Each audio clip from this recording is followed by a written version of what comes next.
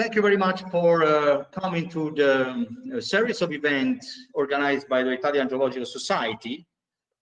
Our idea was, as you can see from my screen, to organize and share this series of events with the geoscience community and to trigger some conversation and discussion about the topic, which is now getting more and more a frontier topics in science on this domain, which is essentially the technology related to the geostorage. We managed to organize a series of 6 talks. Each one is essentially touching different aspects of the technology related to the geostorage. Today, the first one is going to be introduced soon by Suzanne Hanks, and it will follow by a series of other young researchers which are strongly involved with this domain, and they will essentially span from aspects like history matching, estimation, and the risking of the technology to scientific challenge related to the hydrogen injection and the mineral carbonation. The final talks is by colleagues, which is a well-known Warren, or the leading expert of the geostorage, which is Philip Ringrose. He will give us an overview and then discuss the way forward of the technology for what it concerns the CO2 storage project. Before I start and I introduce Suzanne Hanks, and then I leave to her the word for the presentation, I need to thank a couple of persons which are here, Luigi Betti and Raffaele Viola, which are taking care of the whole platform. As you can see from the presentation, the platform is going live with GoToMeeting, but for anyone who is willing then to hear or record or rehear later or go on streaming through the YouTube channel, here there is the link of the Italian Geological Society YouTube live stream, and in there all the talk will remain for your perusal in the future. Okay, so let me introduce the speaker of today, which is Suzanne Hanks. She's an assistant professor at the University of Utrecht, and she's leading a geomechanics laboratory, which is essentially strongly involved on to research which are dealing essentially with all the aspects of the mechanical response to any sort of solicitation, like the fluid injection of all sort, and the reaction during injection through earthquakes and the mechanical responses. So the talk she's going to give us is essentially related to the using the subsurface and the chemo-mechano-hydrological impact of that.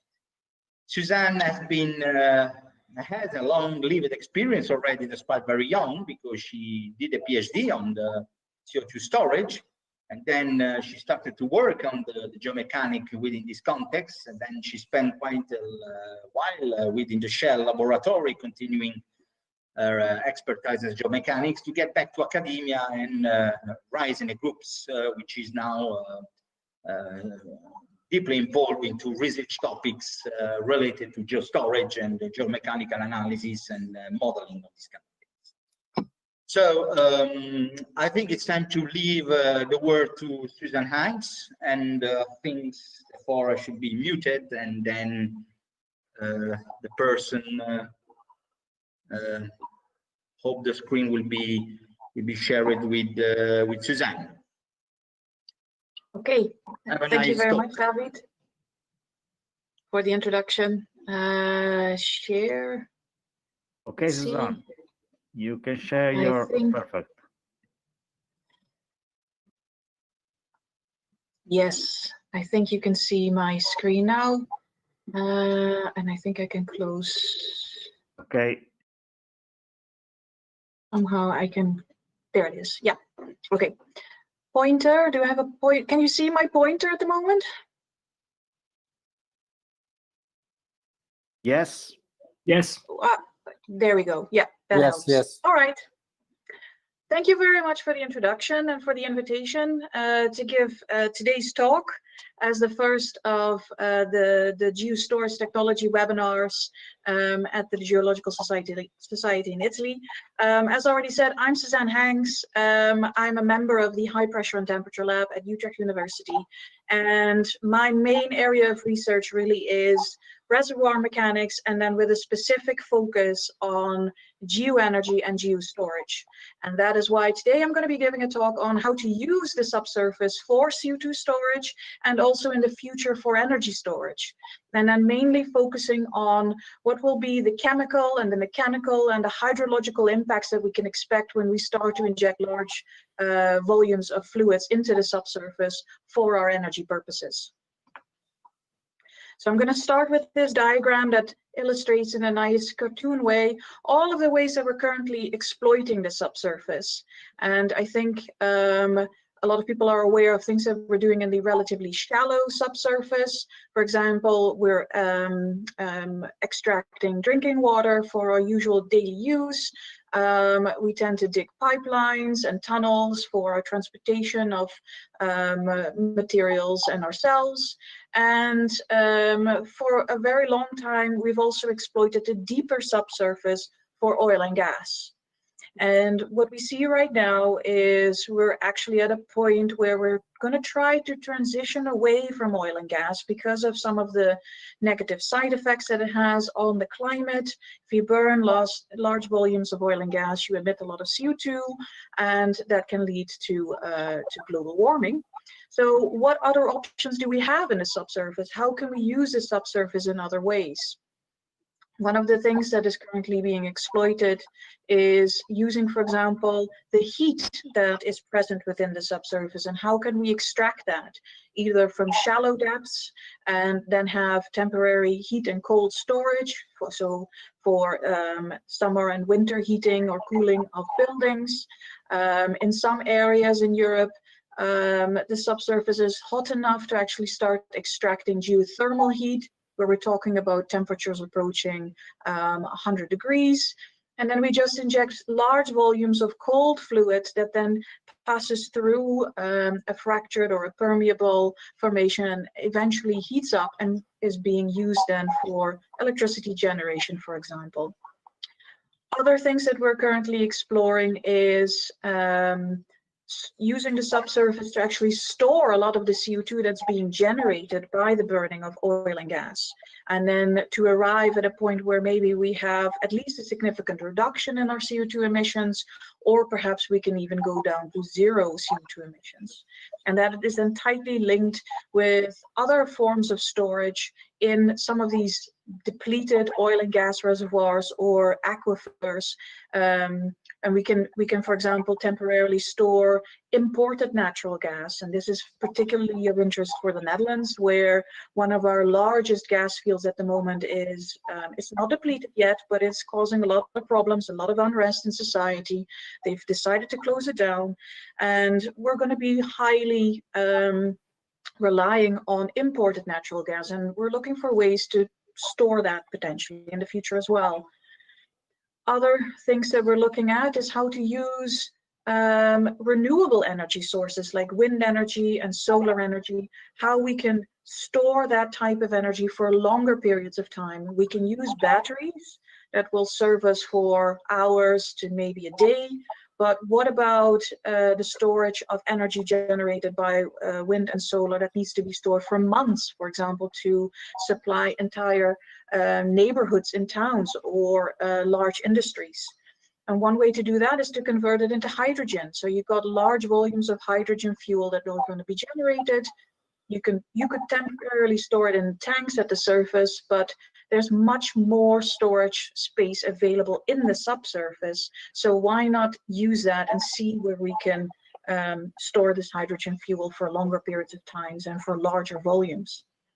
And then thirdly, we're also looking into ways to store waste For example, radioactive waste. A lot of nuclear power plants in Europe are slowly being shut down, but we still have a lot of waste to deal with, and perhaps maybe in the future nuclear energy will become more popular again. We never know. What are we going to do then with our waste? So could we store it, for example, in very low permeability clay formations, or could we use salt caverns for the storage of nuclear waste, or even for the storage of hydrogen, for example? So there are many different ways that we're now looking into how we can use the subsurface to provide for our energy needs of the future. And I'm going to focus now on porous reservoirs, such as depleted oil and gas reservoirs as potential storage reservoirs. What are the things that we really need to be aware of before we start to do that? So I've drawn here a schematic of a typical sandstone reservoir in this case. They're usually located at about 2 to 6 kilometers depth. And if you look at the structure of such a sandstone reservoir, you can see that here in this micrograph, in gray, you've got the sand grains. There's often other minerals present, like feldspars or clay minerals or carbonates. They're all there as other phases as well. And then in blue, you can see the pore space, and that is where originally the natural gas or the oil was situated. Now, once you start to extract the hydrocarbons, so the oil and the gas, what you do is you actually lower the pore fluid pressure as you keep removing the hydrocarbon. And as a result of that, the reservoir will start to feel more of the effective weight of all these overlying formations that are on top of it. So the effective stress in the system is going to increase as a result. And if that builds up enough, you initially will get some elastic deformation of your reservoir, but if the increase in stress is high enough, you may also get some permanent deformation of your reservoir. You can have these grain scale processes that may become activated. You can have stressed grain contacts that may all of a sudden break, as shown here in this image. You can have, especially if there's water present, you can have stress-enhanced dissolution of grains, which all affects the mechanical behavior of your field. And then once we've depleted these oil and gas reservoirs, what happens when we want to reuse them for other purposes and we actually want to inject new fluids into them? Essentially what we're going to do then is we're going to repressurize that entire system again. And by depressurizing it, we already changed the physical environment, we changed the pressure, we have changed the effective state of stress within the reservoir. But by injecting new fluids, we're again changing the pressure in the system, we're again changing the effective stress of the system, but we're also going to change the chemical environment, because this fluid that's going to be injected is going to be something different from what was there in the first place. And the question really is, how does that combination of changes in pressure and stress and chemistry affect the mechanical behavior of the reservoir? What will happen to these kind of grain scale processes that drive the mechanical behavior and potentially also the deformation of the reservoir? Is it possible that you start to activate grain scale processes that may lead to enhanced compaction of a reservoir? And as a result, you may start to see subsidence at the surface. Or if you have a reservoir that contains a lot of faults, you can have differential compaction or heave along such faults that may drive stresses on the fault planes and eventually may lead to induced seismicity. And how is all of that affected by the chemistry, by the type of fluid that you're injecting? So those are all big questions that that need to be answered before you can safely start doing these kind of large-scale operations. Now, of course, we can already learn from the oil and gas industry because they have a vast amount of knowledge present. They have a lot of experience of operating the subsurface. And one of the examples that probably everybody's aware of is the Ekofisk field in the Norwegian North Sea, which is a carbonate field. And it was one of Norway's first oil fields. And as they started to produce that oil field, because indeed they increased the effective stress on the reservoir, the whole thing started to compact, and they started to have problems with their surface installations right here. They started to actually go down. And in order to counteract that subsidence, at some point it was decided, let's water flood the reservoir in order to stop this process from happening.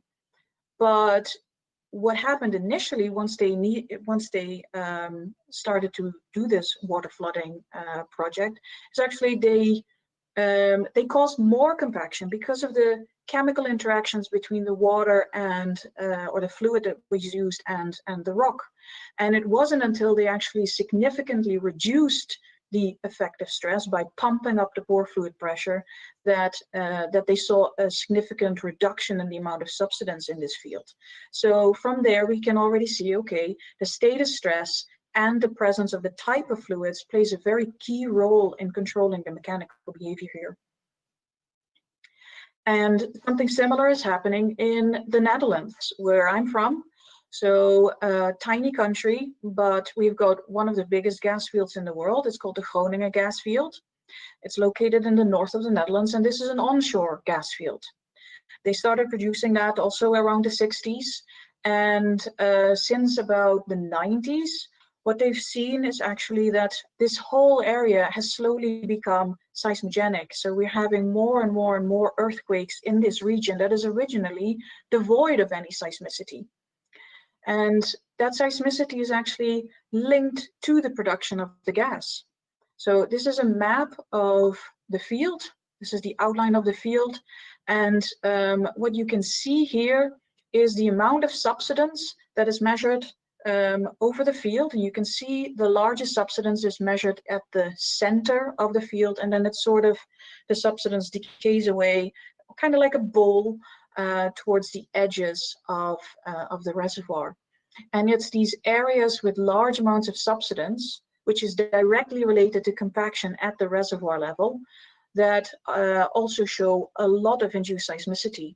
And it was in 2012 that we had our largest earthquake there with a magnitude of 3.6, and that is huge for Dutch standards. So this has led to a lot of societal unrest in the region. People are very worried. A lot of houses are becoming unsafe to live in at this point.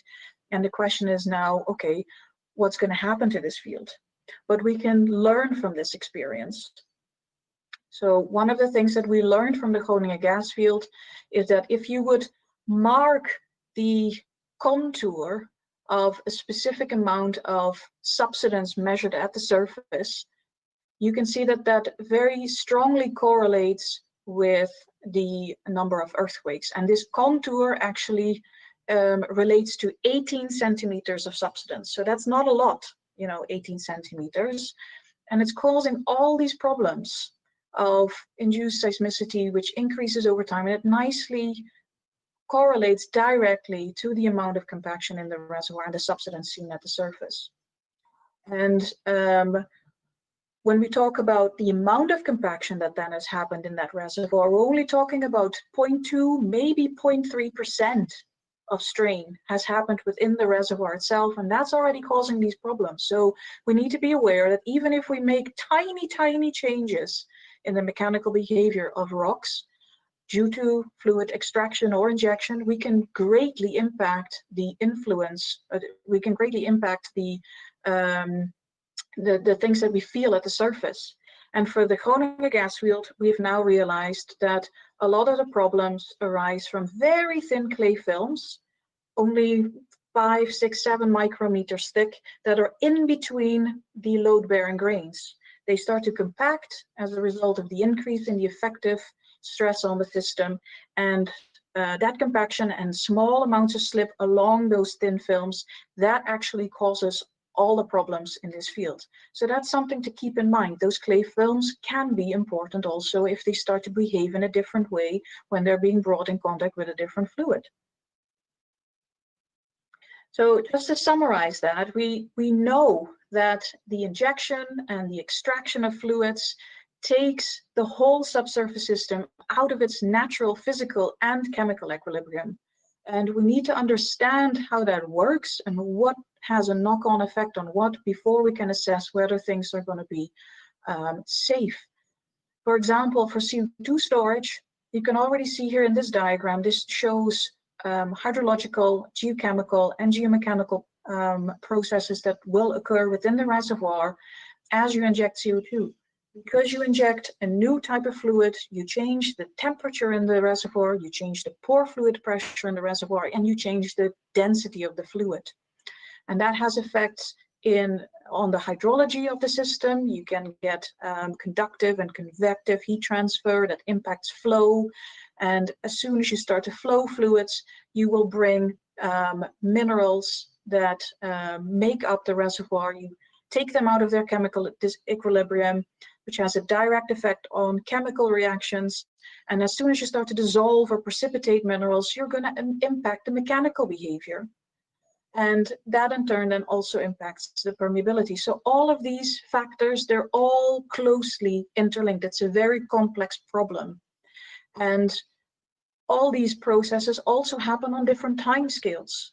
So you can have short-term effects where the injection of your new fluid, you can already see an impact on the time scale of days or months or years. So when you're still actively producing or injecting, and it can have effects on a much longer term, so such as decades or even centuries after you've long abandoned such a field. And we need to assess the impact of subsurface activities if we want to be able to predict whether or not we can do these activities in a safe way. And in order to do that, we need to have a fundamental understanding of the microphysical processes controlling deformation within the reservoir. And that's essentially my area of expertise. So I look into these different fluid-rock interactions that may take place and assess how they will affect the mechanical behavior of rocks. So what are those type of fluid-rock interactions that I'm talking about? First of all, different fluids can impact the cracking and breakage behavior of individual grains. And that is because fluids with different compositions and with different pHs get attracted to mineral surfaces in a different way. And it helps in attracting, for example, also water to mineral surfaces. And water is one of those fluids that can actually aid the growth of little fractures within grains. Now, if you inject CO2, for example, you often create a very acidic environment of a pH of about 3 or 4. And what we know then is that in such an acidic environment, water does not like to be attracted to the surface of a quartz grain, for example. And it will make breakage of that grain a lot more difficult. So that's a good thing. But other minerals, like carbonates, for example, may behave very differently in response to such an acidic fluid.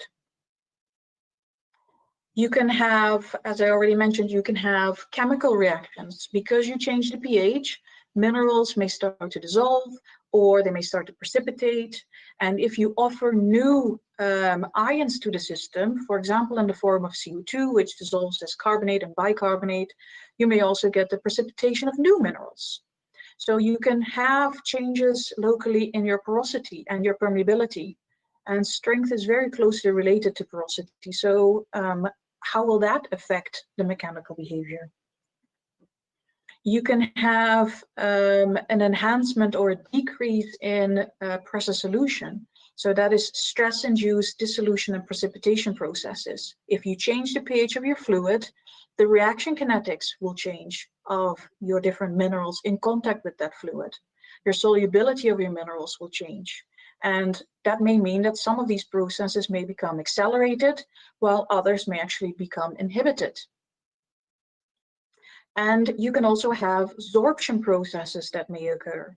So if you have, for example, clay minerals, different fluids that you introduce into your system may actually penetrate the interlayer space between individual clay platelets. And maybe they actually lead to some swelling of those clay minerals. And so then the whole thing starts to slowly expand. Because things in the subsurface don't have space to expand, there's a lot of rock surrounding them, that will lead to the buildup of internal stresses in your formation. And what effect will that have? Will that impact this, or will that impact that? So also these mechanisms are all individually linked as well. And they're very mineral dependent. Some minerals may or may not have a response, or the responses between different minerals are going to be very different. So the big questions that I try to answer within the context of geoenergy is then, how do all those different types of fluid rock interactions affect rock properties? So if you have a rock material with a known strength and a known, for example, elastic behavior and failure behavior, how will any of those interactions actually affect that elastic behavior and that failure strength? Will it weaken the rock? And will it then mean that, for example, for a given state of stress, you all of a sudden cross your failure envelope in this case, and may that lead to breakage or local fracturing of your reservoir or of your caprock? And if you even have small amounts of deformation, how will that affect your permeability? Will it make it easier or more difficult for fluids to be extracted again? And this is especially important if you're thinking about things like geothermal energy production or hydrogen storage, where you continuously want to flow things at a nice pace. So those questions need to be answered so that we can model the behavior of these reservoirs accurately for the future, and also for so not just in time but also in space. Now, if I look at Europe, so I've just focused on Europe in my talk for now. If we look at potential storage sites in Europe, a lot of the oil and gas reservoirs that we have are going to be important there, I think. And this is a map that shows the Permian road-ligand reservoirs that we have. But for example, the Triassic Bunter sandstone may also be a very good candidate for that. There are a lot of fields in Europe that are going to be very close to depletion soon, because we've been exploiting them already for quite a while, and it'll provide a lot of storage space. And because they've been exploited for the oil and gas industry, they have a very well-known geological structure and a good existing infrastructure already in place. So they would make excellent candidates for storage of energy in other forms. So what good reservoirs and sealing formations do we have? Like I said, most of the formations that would be of interest are either the Triassic sandstones or the road-ligand sandstones right here. They're capped with evaporites in the case of the road-ligand, and they're capped with mudstones or shales in the case of the Bunter. So the question is, how good a reservoirs and how good a seals are these type of formations? And that's what I spent quite a bit of time on already investigating. And this is how I do that.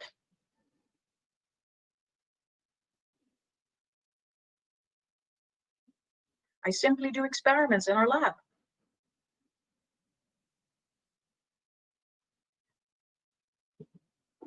So we have these really nice triaxial machines to do our experiments, coupled with flow, for example.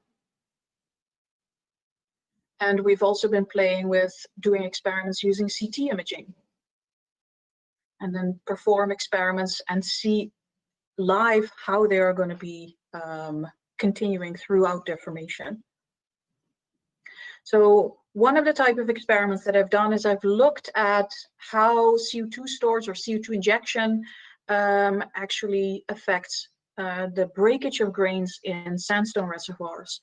And to study that, I did uniaxial compaction experiments, which essentially means that I had a little steel container like this. This is a schematic. I had a small volume of loose sand grains in there, so not sandstone, but loose sands. And I was able to load that assembly and then measure how much it was deforming as I was introducing different types of fluids. And this is the kind of mechanical data that you get out of those experiments. So what I've shown here on the x-axis, this is a logarithmic scale of volumetric strain. So that's essentially the amount of actual shortening that was measured. And then on the y-axis, this is a log scale with the strain rate. So how fast is it compacting? And I did a lot of different experiments with different fluids. And overall, what I could see is that compared to an aggregate without any fluid, so a dry aggregate, the introduction of most fluids actually enhanced the amount of compaction. But there was also a very clear effect of pH. And you can see here that as pH increase, so if we go from a low to a high pH, we get things more alkaline, more compaction is happening. Whereas in very acidic environments, such as those of CO2 saturated fluids, we actually get very little compaction. And if we introduce very dry CO2, we get pretty much no compaction. And this was also expressed in the microstructure. So you could clearly see that that directly was related to the amount of cracks that were formed within the individual sand grains. You get a lot fewer cracks in sand grains exposed to an acidic fluid, so CO2 saturated water, than in sand grains exposed to fluids with a more neutral pH. And this was expressed in terms of the crack density. You can see a clear increase in the crack density within your grains as the pH goes up. So overall, the conclusion from this study was that I didn't see many mineral reactions, probably because they're way too slow. But for pure sands, or pure sandstones probably even, CO2 does not induce any enhancement in compaction, and that's a good thing. So that was a very positive result for CO2 storage. But the main question that still remained was, what about the longer term? So these experiments lasted a couple of days. What about CO2 exposure over the period of years or decades? Now, since I don't have time to spend decades in the lab doing a single experiment, we actually resolved to looking at natural analogs. So naturally occurring CO2 fields, which we have many of around the world, and luckily we even have one in the Netherlands. It's very close to Rotterdam. It's called Werkendam. And we took samples from that field, which was filled with CO2, and we took samples from that same formation of a nearby field that was not exposed to CO2. And we knew that the CO2 in that particular field had already been there for 130 million years. So we expected that some reaction must have occurred within that time frame. And we did a very dedicated reservoir petrography study.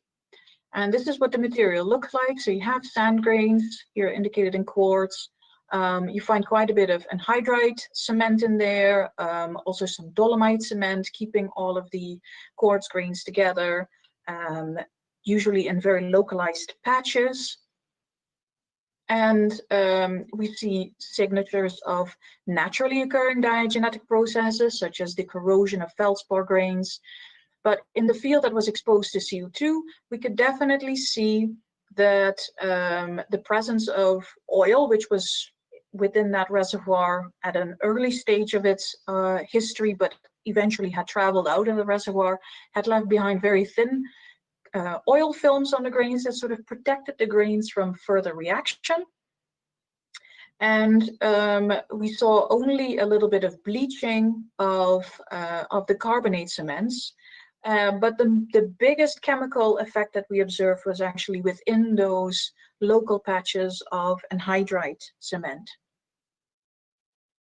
And there we actually saw, if you compared the non-CO2 rich reservoir with the CO2 rich reservoir, that locally large patches of this anhydrite cement was actually completely dissolved away, as you can see here, and left behind very big oversized secondary pores.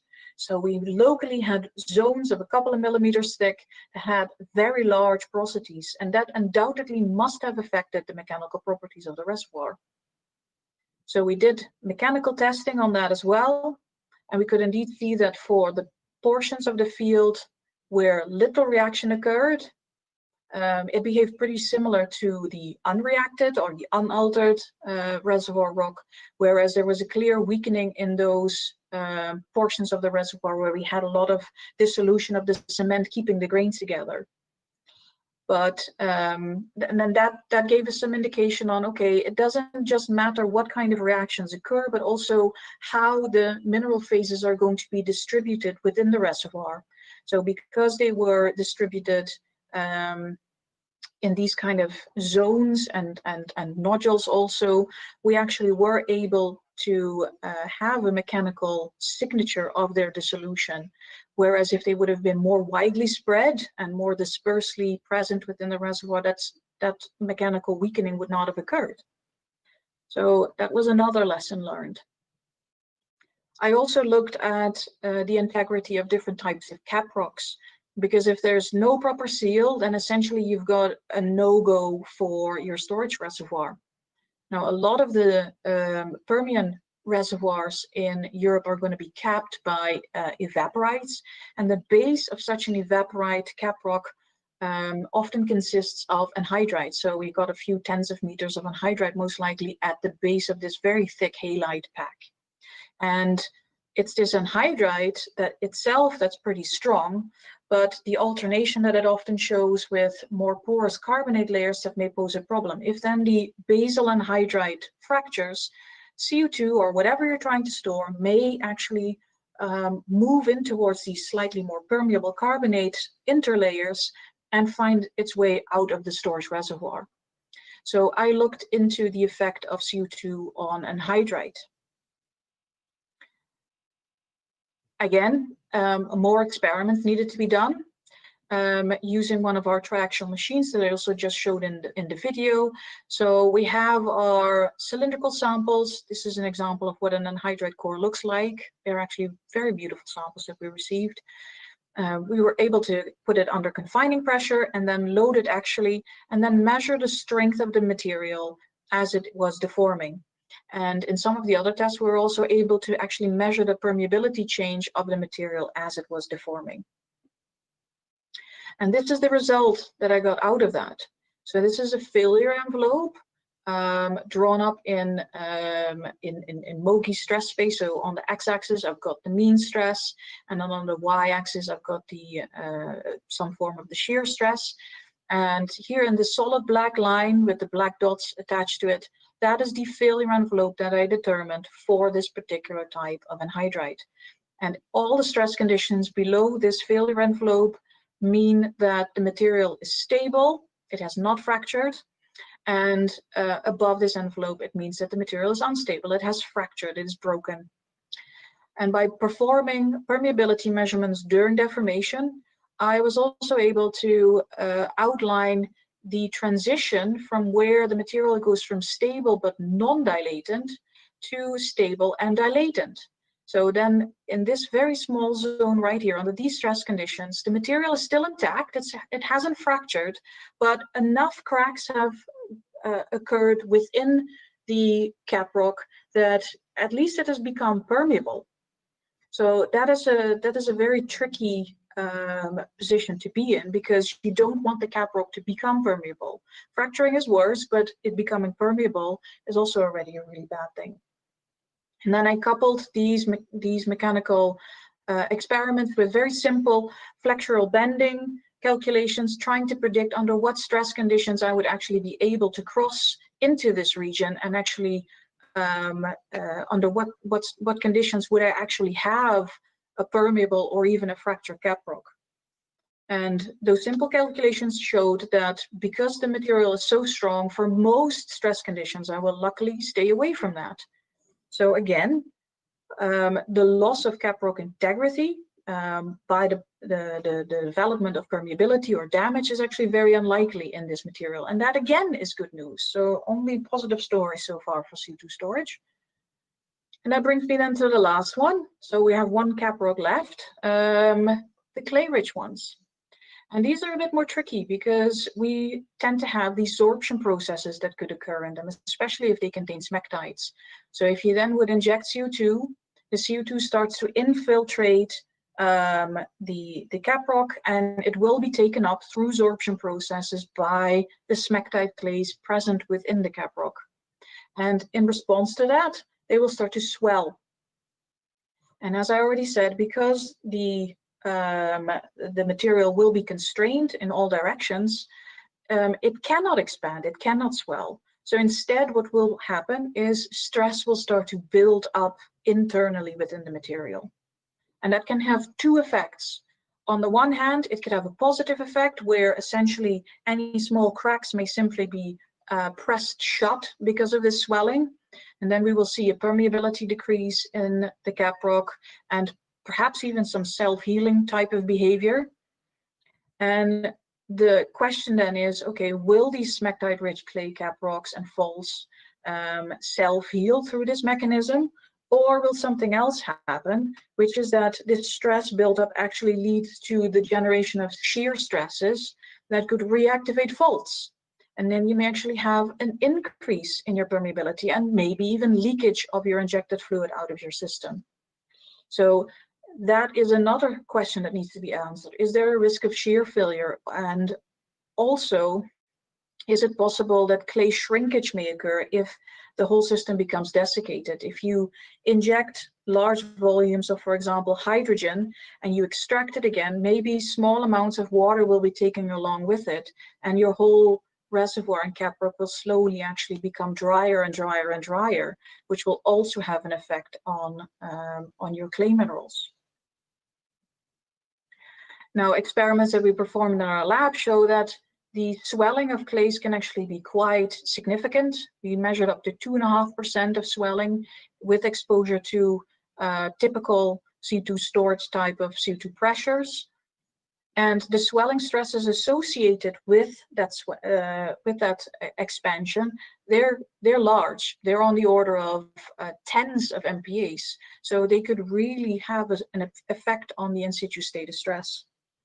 But the swelling behavior is strongly dependent on the temperature at which it occurs and the water content of the system, both of the clays and of the CO2 phase. If it becomes too dry, no swelling will occur. If it's too wet, also no swelling will occur. So there is a bit of a sweet spot there at which swelling will be observed. And the first permeability measurements that we've been making already show that this swelling actually leads mainly to a significant reduction in permeability and self-healing and self-sealing. So that's a good sign in that sense. But more research is of course needed, as always. But what does this mean then for sustainable energy production in the future? So what if I use this diagram again, but I swap out CO2 storage with geo-energy, and then I can talk, for example, about geothermal energy. So we're injecting large volumes of cold fluids that are going to be heated up in the subsurface. They're often also then undersaturated with respect to the host rock that they're being injected into. So you get effects here, you get chemical disequilibria and reactions there. They may impact the porosity and the permeability. If you then also start to add additives to your fluids, for example, because you want to protect your surface production facilities, you can add scaling agents. You're also again changing the whole chemistry. So what is then going to be the effect of this long-term flow of large volumes of cold, undersaturated, often acidic fluid on the behavior of the material that you're ejecting it into? Is it going to generate new seismicity? Is it going to generate subsidence?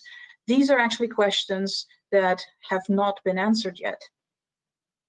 And the same is true for hydrogen storage, but there we've got a whole different suite of questions that needs to be answered. So we can have chemical reactions between the hydrogen and the rocks. We can have absorption of hydrogen to clay minerals. How much will be absorbed? How much swelling will occur? And because we're changing the stresses in a cyclical manner, will there become fatigue of your reservoir and your caprock? Will they slowly deteriorate essentially over time as you have more and more cycles? And how fast can these cycles then be? And will that eventually lead to leakage and again induce seismicity or even subsidence? So these are all questions that still need to be answered. And later in this seminar series, there will be a talk by Niklas Heinemann, and he will actually give an overview of the scientific challenges that we've identified for hydrogen storage in that respect. So just to conclude my talk, I do want to stress that it's a joint effort because I'm able to provide this one thing right here, this mechanistic understanding. But we also need people that can then take that information and actually upscale it to something beyond the few centimeters that I can study in the lab. So we need people that can run mechanical reservoir scale simulations. We also need to have models that can predict where different types of where actually changes in the reservoir occur, with local variations in porosity and mineralogy, for example.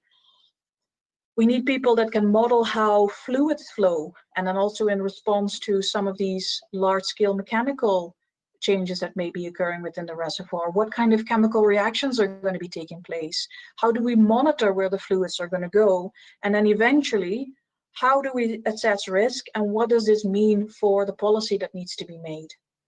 So how does all of this, in the end, going to feed into some sort of regulation?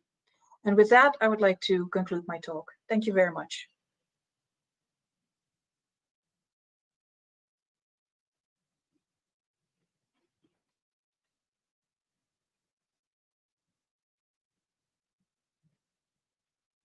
I don't know if there are any questions.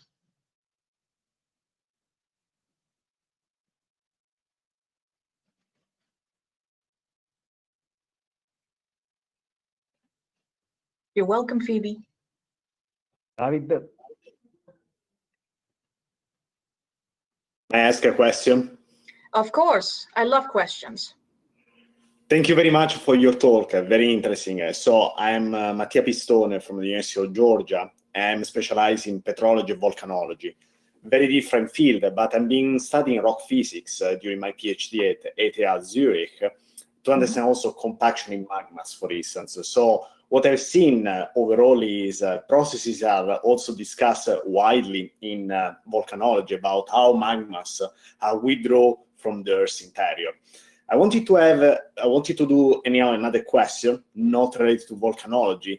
Here in the US, there is a lot of discussion about fracking, which is a big problem because there are certain states like Pennsylvania where fracking is widely applied as an important financial resource, while other states like in the state of New York nearby, by law, is forbidden. But still, the state of New York purchase energy from Pennsylvania where they apply fracking. So I wanted to have a comment from your side, either from a European perspective, but also how fracking is important in terms of describing rock properties and why it's bad, and what we should, or how we should make maybe fracking more environmentally friendly, if there is any option. Thank you. Yeah. That is a very good question, Mattia, because I think that that also ties very closely to how we're going to approach any of these sustainable energy storage options. So from a scientific perspective, I think it would be very interesting to look at fracking, because indeed it teaches us a lot about the fundamentals of how rocks break and how fractures can propagate by the injection of fluid. But at the end of the day, and this also goes for geothermal and hydrogen storage and CO2 storage, I can say whether or not it's going to be safe or what the risks are going to be actually. It is going to be up to the society to decide what risks they're going to be willing to accept. So in that sense, I think as a scientist, I mainly would like to provide all of the necessary basis that policymakers, so the last ones right here on my slide, need in order to say, okay, to the public, this is the options that we've got. All of them have got downsides, as always. Everything in life has its downsides. Which ones are you going to be willing to accept, and which ones aren't you? So we need to have thresholds on, for example, what could be the maximum amount of subsidence or the maximum earthquake that we can expect. Thank you very much, Suzanne. Sorry, but my workstation went frozen, so I couldn't recover the microphone. So I shift to my office of my colleague here. So I'm speaking from the Mariano Parente office. I see that. It's been a very nice talk, very clear. I think we still got time for a few questions. So anyone willing to ask a few more questions? We don't have the hand rising tool. So if someone wants to write a question in the chat, I mean, give him the word. And any more question?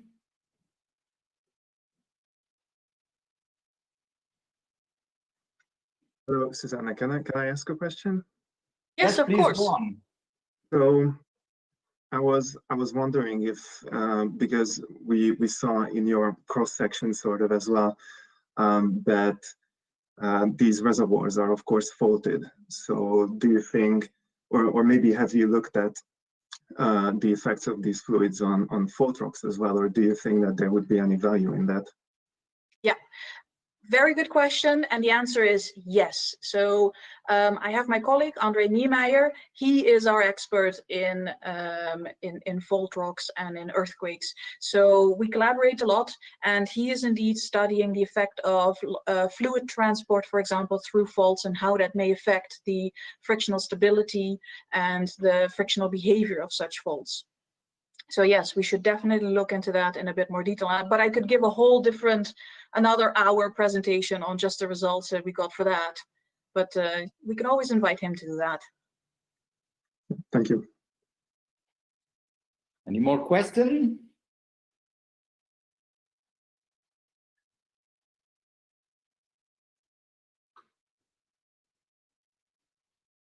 May I do another question? May I bother a second time? Thank you.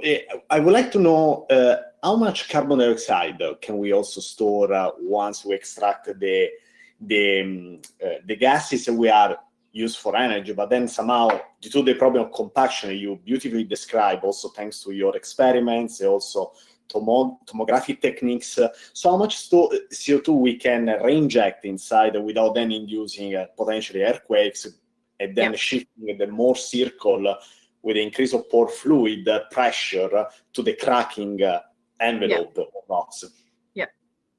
So right now, as far as I know, most of the operators that look into CO2 storage and that actually are actively injecting, they always will make sure that they stay below, if it's a depleted oil or gas reservoir, that they stay below the hydrocarbon pressure that it originally had, to make sure that they are safe and that they're not accidentally fracking the system. In terms of how much storage space we have, that's a very good question, because that is something that that we don't exactly know, because we can make an assessment of how many reservoirs we have, and that can be depleted oil and gas reservoirs or even aquifers, so say deep saline aquifers, but not every site that we find is necessarily suitable for CO2 storage. So we will have to go for each site that gets selected, go through a very long assessment procedure where we look at, okay, is this site at all suitable, or do we expect at some point to run into problems where, you know, we expect a lot of compaction or we expect a lot of induced seismicity. But the estimates that people have, and these are very ballpark figures, is that at least we would be able to store CO2 for a couple of decades globally. And in that sense, you could look at CO2 storage not necessarily as a silver bullet to just, you know, keeping emitting CO2 emissions, keep burning fossil fuels, but we can use it as a transition technology before, you know, we have a fully established energy mix that only consists of sustainable energy sources. It can help them to already reduce our CO2 emissions significantly while we, you know, expand our geothermal or our wind or solar power capabilities. Okay. Any more questions? David, sorry. Yeah. There are two other questions for Suzanne on the chat. Oh, on the chat. Okay. I'm going to read one. One is from Jablonska, and the question is there any consideration for microbial anaerobic processes after injecting CO2? Yes, so there have been studies, and I forgot the name of the project, that actually looked into using microbes and the growth of microbes fed by CO2 to actually use it as a local sealing mechanism, which was really interesting. And in that respect also, if we talk about hydrogen storage, people are thinking about injecting hydrogen and CO2 as a mix and then feed that to microbes to actually generate methane. Okay. Another question asked about brine extraction prior to CO2 injection. Is it a good idea? Is it a bad idea?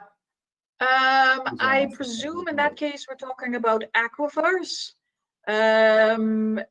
It could be a good idea because it would help you to avoid the accidental overpressuring of your reservoir and your caprock, which may lead to fracking of the system.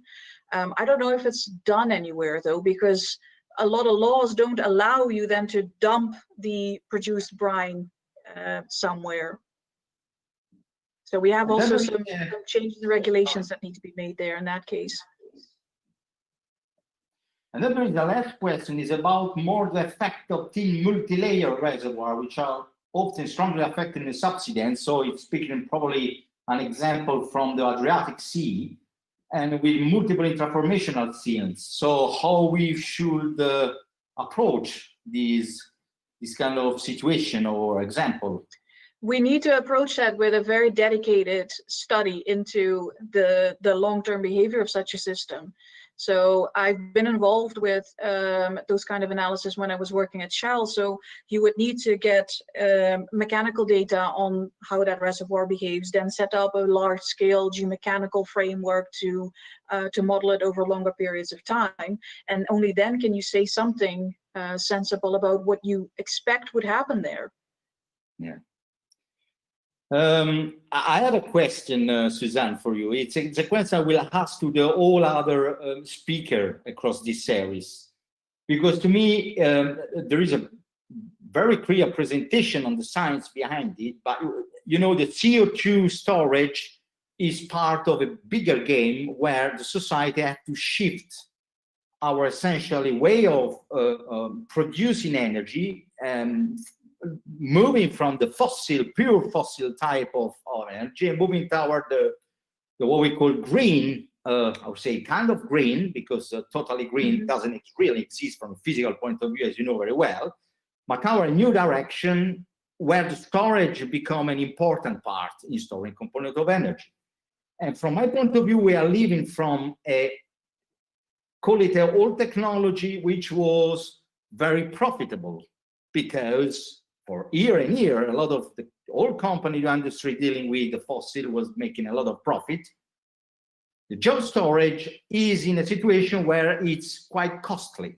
And my question is, what do you think is going to be the transition from an economical point of view? I mean, what are the investments we need to do? And if you think we can get into a situation where that approach or that part of approach can be self-sustainable economically or financially? Yeah, so that is indeed one of the big questions that are being asked. Okay, how can we do this? Because it's not actually making us any money, it's going to cost us money. But at the same time, for example, because we're still in this transition going towards renewable energy, and that's going to take a while. Even though we have got big ambitions within Europe and within the world, it's going to take a while because we're not really making big strides yet. So that will mean that in the meantime, oil and gas companies will have to provide oil and gas in order to make our energy system stable. But you can then tie the CO2 storage to that allowance to let them exploit hydrocarbons for some period to come.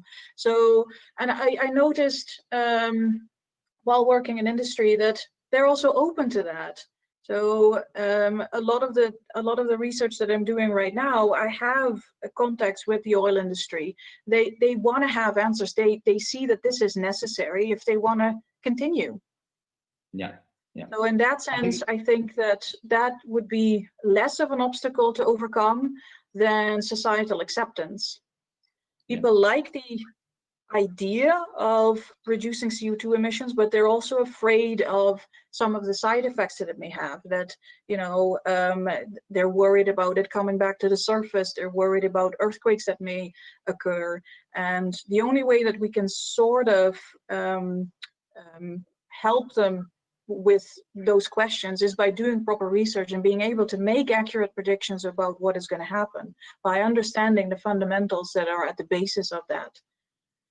And in many countries, including in the Netherlands, you will see that CO2 storage is now being pushed offshore, right? Just to get more acceptance. There are a last couple of questions. I mean, one is written, I'm writing it as well. It's about the monitoring method do you feel would be suitable for CO2 and hydrogen storage site? I think it's a quite complex questions. And, that is a very complex question. Let's go for it. And then there is probably someone from the audience that would like to ask a question, but let's respond to this one first and then we see. So the type of monitoring system very much will depend on where your site is. It's going to be very site dependent. So if you have something onshore, you're able to actually visit your injection wells or your legacy wells and put sniffers around there. If you're offshore, you have other tools that you can use. You can monitor for bubbles coming out of the seafloor, or you can use for the seismicity, or sorry, for the seismic imaging to get that. So it really depends on where you're going to do it. And for hydrogen, you will need different monitoring systems again than for C2 storage, because it's a very different molecule. Yeah, fair enough. Well, if I don't see there is someone want to ask a question, Chiara Boschi, I don't know if she's still around. Yeah, I'm here. I don't know if you look at me. Yeah, you see me. Yeah, and thank you very much for the talk. Very nice.